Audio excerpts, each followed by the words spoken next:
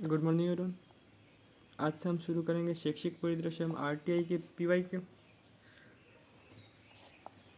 चलिए चलते पहले क्वेश्चन क्या। राजस्थान देश का पहला राज्य है जहां राजकीय विद्यालय में नो बैग डे लागू किया गया। उसके लिए निर्धारित दिन था शनिवार। बस्ते का बोझ कम करने हेतु प्रत्येक शनिवार को नो बैग डे बस्ता मुक्त दिवस का शुभारंभ 15 अक्टूबर 2020 से किया गया था। कब से किया गया था? 15 अक्टूबर 2020 से शुरू किया था। शनिवार नो बैग डे को संस्था प्रधान एवं स्टाफ का यह कार्य रहेगा कि विद्यालय समय में विद्यार्थियों को विभिन्न शैक्षिक गतिविधियों में व्यस्त रख सर्वांगीण विकास करने का दायित्व है। किसके लिए शुरू किया गया था? सर्वांगीण विकास के लिए।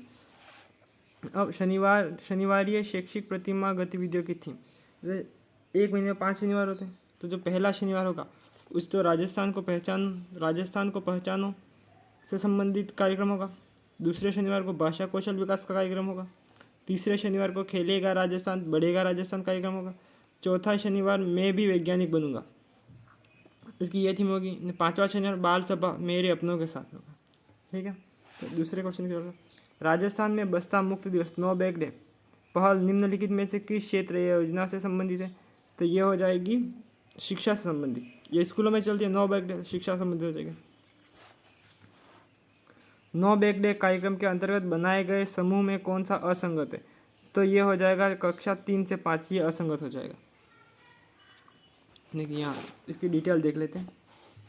नो बैग डे में कार्यक्रम में प्रत्येक शनिवार कक्षा स्तर के अनुसार निम्नलिखित समूह बनाए गए। कक्षा 1 के लिए अंकुर, कक्षा 1 व 2 के लिए अंकुर, कक्षा 3 से 5 के लिए प्रवेश, कक्षा 6 से 8 के लिए दिशा, कक्षा 9 से 10 के लिए क्षितिज और कक्षा 11-12 के लिए उन्नति हो जाएगा। ठीक है, अब यहाँ तक SIQE का पूरा नाम। तो SIQE का पूरा नाम होगा state initiative for quality education. ये आपको ध्यान रखा, फॉर आएगा, ऑफ नहीं आएगा। यहाँ ऑफ है, इसे काट दो, यहाँ ऑफ है, इसे काट दो, यहाँ ऑफ है, इसे काट दो, ये फॉर होगा। ठीक है, हर जितने भी फुल फॉर्म देखेंगे अपन वहाँ पे ऑफ कहीं भी नहीं है, हर जगह फॉर ही है। ठीक है, ये ऑफ था इसलिए ये गलत हो गया, यहाँ ऑफ था इसलिए ये गलत हो गया, यहाँ ऑफ था इसलिए ये एलिमिनेट कर सकता है इसको।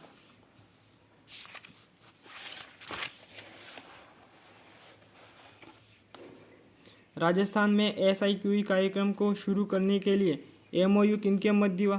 तो ये हुआ था राजस्थान माध्यमिक शिक्षा परिषद और यूनिसेफ, माध्यमिक शिक्षा निर्देशालय बीकानेर और बौद्ध शिक्षा समिति जयपुर और NCERT उदयपुर द्वारा। NCIERT उदयपुर द्वारा। ये तो आंसर हो जाएगा उपयुक्त सभी।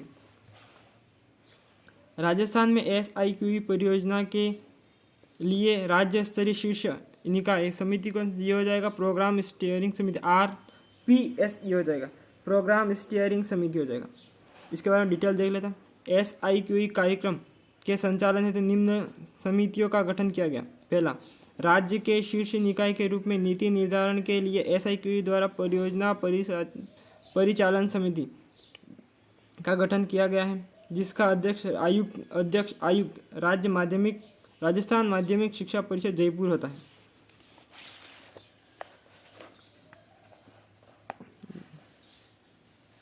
ठीक है, ये बहुत बड़ा, इसको हम छोड़ देते हैं। इस SIQE का पूरा वीडियो अगर आप देखना चाहते हो तो हमारे प्लेलिस्ट में बना हुआ है। SIQE के जिला स्तरीय शिक्षा कोर ग्रुप का अध्यक्ष कौन होता है? तो ये हो जाएगा जिला शिक्षा अधिकारी प्रथम माध्यमिक शिक्षा के लिए। SIQE का उद्देश्य एक प्रमुख स्तंभ है, यह हो जाएगा शिक्षा शास्त्र परिवर्तन एवं क्षमता निर्माण, प्रबंधन, संस्थागत विकास। तो उपयुक्त सभी हो जाएगा। सतत एवं व्यापक मूल्यांकन प्रक्रिया के संदर्भ में कौन सा कथन सत्य है? तो यह हो जाए, देखो यह प्रत्येक कक्षा एवं विषय के अधिगम उद्देश्यों को व्यवस्थित करते हुए शिक्षण सत्र को 2-2 माह में 4 टर्म विभाजित किया गया था। सही है ये। द्वितीय योगात्मक एवं चतुर्थ योगात्मक मूल्यांकन पश्चात क्रमशः मध्य व सत्रांक पदस्थापन किया जाता है। तीसरा, इसके रिकॉर्ड को वार्षिक आकलन अभिलेख पंजिका में निर्देशानुसार संधारित किया जाता है। तो यह भी सही है। तो उपयुक्त सभी कथन सत्य हो जाएगा।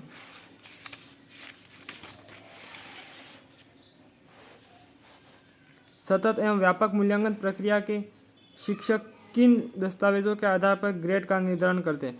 तो हो जाएगा अध्यापक योजना डायरी की समीक्षा और स्वानुभव, कार्य पत्रक पर की गई टिप्पणी, कक्षा कार्य एवं गृह कार्य। तो उपयुक्त सभी हो जाएगा।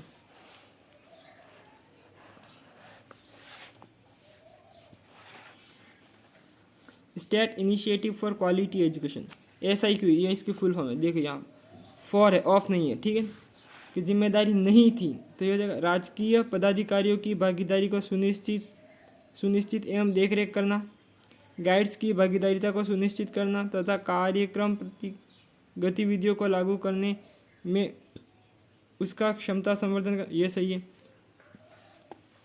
तो इसका आंसर 1 हो जाएगा, ठीक है, क्योंकि डाइट की बात तो करता है। गतिविधि आधारित शिक्षण कक्ष के संदर्भ में कौन सा कथन सत्य है? तो गतिविधि आधारित में हो जाएगा ABL में गतिविधियों के माध्यम से बच्चों का सीखना सुनिश्चित किया जाए। ABL की फुल में एक्टिविटी बेस्ड लर्निंग। ABL की मान्यता प्रत्येक बच्चा महत्वपूर्ण है, प्रत्येक बच्चे के सीखने को की अपनी गति होती है एवं अपना स्तर। तो उपयुक्त दोनों सही है, तो तीसरा सही हो जाएगा यहाँ पे।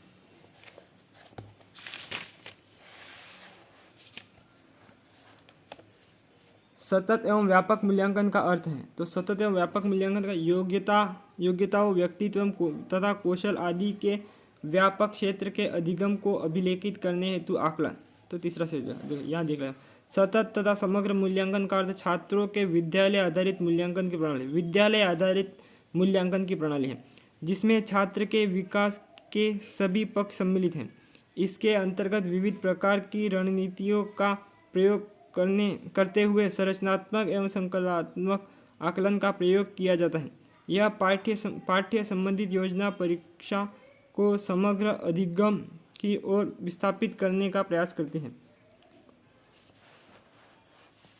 सतत एवं व्यापक मूल्यांकन से तात्पर्य है, तो इसका हो जाएगा सीखने की प्रक्रिया के दौरान शैक्षिक एवं सशैक्षिक क्षेत्रों को नियमित रूप से आकलन करना। शैक्षिक एवं सशैक्षिक केवल किताबी ज्ञान के बारे में नहीं बात करता, मतलब सर्वांगीण विकास की बात करता है। सतत एवं व्यापक मूल्यांकन, ठीक है।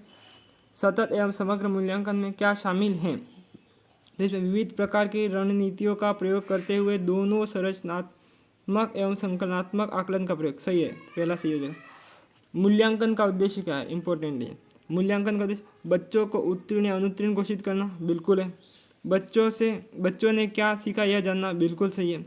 बच्चों के सीखने में आई कठिनाइयों को दूर करना, बिल्कुल सही है। तो यहाँ सबसे उपयुक्त पूछा तो तीसरा सही होता, पर उपयुक्त सभी ऑप्शन है इसलिए उपयुक्त सभी हो जाएगा। निम्न में से कौन सा मूल्यांकन का प्रकार नहीं है? तो ये हो जाएगा मानक नहीं हो जाएगा, ठीक है, मानक नहीं है। निम्न में से कौन सा एक योगात्मक मूल्यांकन से संबंधित नहीं है? तो ये योगात्मक मूल्यांकन संबंधित शुरू से अध्यापक को छात्र की प्रगति के बारे में निरंतर और तत्काल प्रतिक्रिया प्रदान करना, ये तो है, संबंधित है। शिक्षा सामग्री में आणविक विश्लेषण पर केंद्रित, शिक्षार्थी की उपलब्धि का लगातार व्यवस्थित आकलन, सत्र के अंत में शिक्षार्थी के प्रदर्शन का अंतिम आकलन। तो यहाँ डी हो जाएगा। व्याख्या देख लेते हैं। मूल्यांकन एक व्यापक संप्रत्यय है, व्यापक है मूल्यांकन, केवल नंबर कितना है देखना नहीं है, व्यापक है। वस्तुतः मूल्यांकन गुणात्मक निर्णय करने की प्रक्रिया है तथा गुणात्मक प्रतिमानों को मूल्यांकन का आधार बनाया जाता है। मूल्यांकन आत्मगत सब्जेक्टिव होता है। योगात्मक मूल्यांकन का उद्देश्य किसी एक निर्देशात्मक इकाई के अंत में विद्यार्थी का मूल्यांकन करना होता है, ठीक है। तो ये आंसर 4 हो जाएगा। दीक्षा राइस का पूर्ण रूप है, फुल फॉर्म पूछी है, तो इसका हो जाएगा ये डिजिटल इंफ्रास्ट्रक्चर फॉर, यहाँ देखिए फॉर आया, digital infrastructure for knowledge sharing and Rajasthan interface for school educator, ये इसकी सही फुल फॉर्म हो जाएगी। यह होगा तीसरा सही है।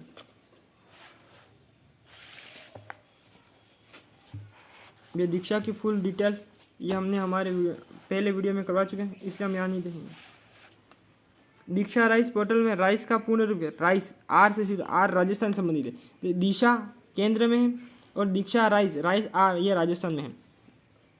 तो इसकी full form Rajasthan interface for school educator. देखिए हम बार बार आपको बता रहे ऑफ और फोर्थ, ऑफ नहीं आएगा, यहाँ ऑफ है इसलिए ये गलत हो गया, यहाँ ऑफ है इसलिए ये गलत हो गया। मतलब आप दो क्वेश्चन को आसानी से डिलीट कर सकते हैं।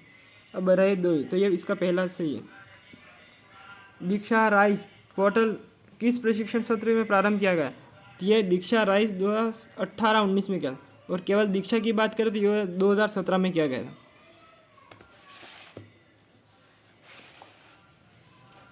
दीक्षा राइस पोर्टल का मुख्य उद्देश्य है, तो दीक्षा राइस पोर्टल का मुख्य उद्देश्य क्या है?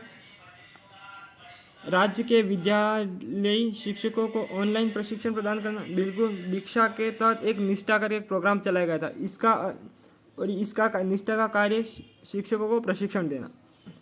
राज्य के विद्यालयी छात्र छात्राओं को ऑनलाइन अध्ययन सामग्री, बिल्कुल ये भी सही है। राज्य के सभी विद्यालय शिक्षकों एवं विद्यार्थियों का संपूर्ण डाटा एक स्थान पर ऑनलाइन संकलित है। बिल्कुल सही, ये तो तीनों सही हो जाएंगे। तो आंसर 1, 2, 3 सही है।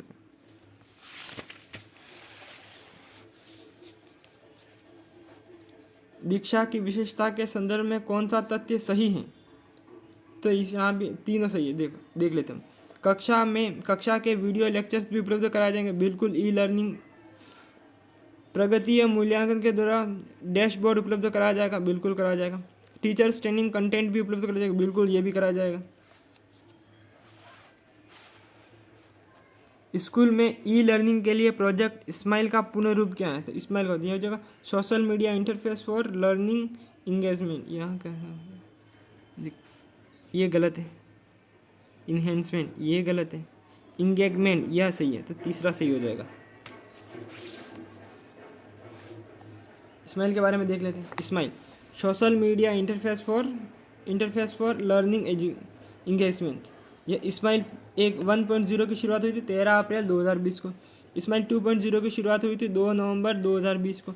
स्माइल 3.0 की शुरुआत हुई थी 21 जून 2021 को। नेक्स्ट क्वेश्चन देखते हैं, ये हो जाएगा। राजस्थान शिक्षा विभाग का वैश्विक महामारी अवधि में बच्चों को घर से पढ़ सकने की सुविधा प्रदान करने हेतु प्रारंभ किए गए कार्यक्रम का नाम क्या है? तो ये जो स्माइल कार्यक्रम हो जाएगा। 30 स्माइल कार्यक्रम 3 चरणों, ये हमने अभी लास्ट देख ही चुके हैं। ये जो शिक्षा में जितने नवाचार वो सब हमने हमारे वीडियो पर करवा चुके, आप वहाँ से देख लीजिएगा। आओ घर से सीखे 2.0 किस शैक्षिक सत्र में प्रारंभ किया गया था? तो ये किया गया था 21-22 में। राजस्थान सरकार द्वारा सर्वप्रथम स्माइल कार्यक्रम कब शुरू किया गया था? तो ये किया गया था 13 अप्रैल 2020 को। 13 अप्रैल, यहाँ आप देख सकते 13 अप्रैल 2020 को। स्माइल 3.0 में शुरू किए गए नवाचार कौन से थे? तो हो जाएगा स्माइल 3.0 होमवर्क शीट एवं विद्यार्थी पोर्टफोलियो निर्माण। स्माइल 3.0 प्रश्नोत्तर क्विज देना। और स्माइल 3.0 टीचर स्टूडेंट कंटेंट। तो ये उपयुक्त सभी हो जाएगा। और ये क्विज किस ऐप पे दे? ये अधिकतर तो हो जाएगा अपने व्हाट्सएप पर। शिक्षा दर्शन कार्यक्रम कब प्रारंभ किया गया? तो ये 1 जून 2020 को किया गया था। शिक्षा दर्शन कार्यक्रम 1 जून 2020 को।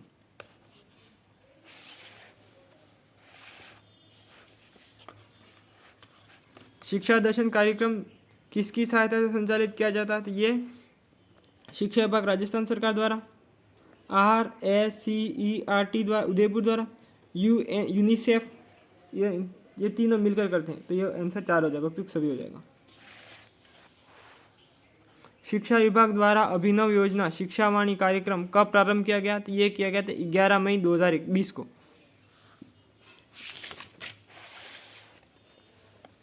शिक्षावाणी कार्यक्रम की प्रसारण अवधि कितनी है? तो ये 55 मिनट है।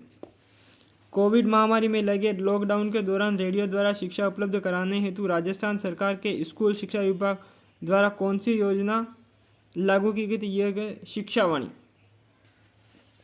ये हो जाएगा शिक्षावाणी। संस्कृत शिक्षा में सूचना एवं संचार तकनीकी को बढ़ावा देने के लिए राजस्थान संस्कृत शिक्षा विभाग ने 18/8/2020 को एक ऐप प्रारंभ किया गया था। उस ऐप का नाम है देववाणी। ठीक, देव, संस्कृत देवों की वाणी। संस्कृत शिक्षा विभाग की बात करें, संस्कृत सबसे प्राचीन भाषा, देवों की वाणी है, तो यहाँ हो जाएगा देववाणी। निम्न में से कौन सा राजस्थान के समग्र शिक्षा अभियान का मुख्य लक्ष्य नहीं है? ये प्रौढ़ शिक्षा का बोला नहीं, ये नहीं है। तो विद्यालय शिक्षा के सार्वजनिक और रैंकिंग अंतर को कम करना, बिल्कुल ये है। व्यावसायिक शिक्षा को बढ़ावा देना, हाँ बिल्कुल है। विद्यालय शिक्षा के सभी स्तरों पर समानता समावेश को सुनिश्चित, ये भी है। तो इसमें नहीं है पूछा है तो पहला सही हो जाएगा। जितने भी नवाचार हैं उसमें गलत नहीं वाला शब्द आना ही नहीं चाहिए, मतलब नेगेटिव इफेक्ट वाली बात अगर है तो वो गलत हो जाएगी। समग्र शिक्षा अभियान के लक्ष्य हैं, तो समग्र शिक्षा अभियान स्कूल शिक्षा में सामाजिक एवं समलैंगिक अंतर को घटाना, शिक्षा में व्यावसायिकता को बढ़ावा देना, बिल्कुल। शिक्षा में गुणवत्ता प्रदान, बिल्कुल ये भी दे, तो उपयुक्त सभी हो जाएगा, चौथा आंसर सही हो जाएगा यहाँ पे। राजस्थान स्कूल शिक्षा परिषद के अंतर्गत चल रहे समग्र शिक्षा अभियान की गवर्निंग काउंसिलिंग में किस विश्वविद्यालय के कुलपति को सदस्य बनाया गया है? तो ये हो जाएगा शैक्षिक योजना एवं प्रशासन, राष्ट्रीय विश्वविद्यालय नई दिल्ली। नेक्स्ट क्वेश्चन है, समग्र शिक्षा अभियान के नए संस्करण की समयावधि क्या है? तो ये हो जाएगा 21-22 से 25-26, 2021-22 से 2025-26 तक।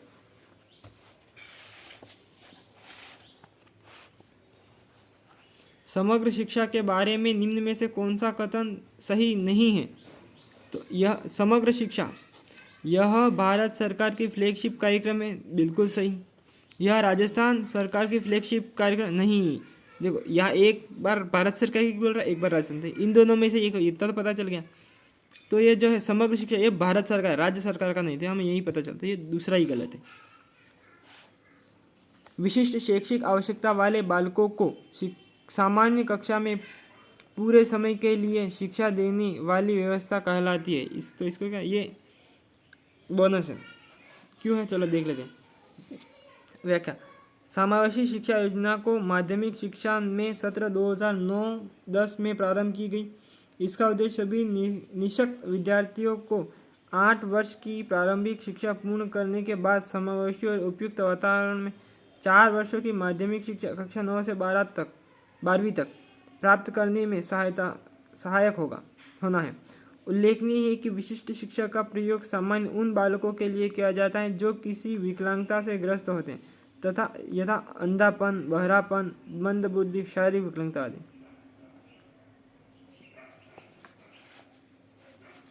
समग्र शिक्षा अभियान में केंद्र एवं राज्य सरकारों के मध्य वित्तीय अनुपात कितना? 60-40 का।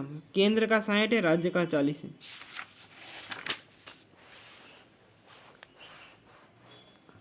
राजस्थान में समग्र शिक्षा अभियान को क्रियान्वित करने वाली नोडल एजेंसी कौन सी थी? राजस्थान स्कूल शिक्षा परिषद हो जाएगी। नेक्स्ट क्वेश्चन, राजस्थान में समग्र शिक्षा अभियान को प्रभावी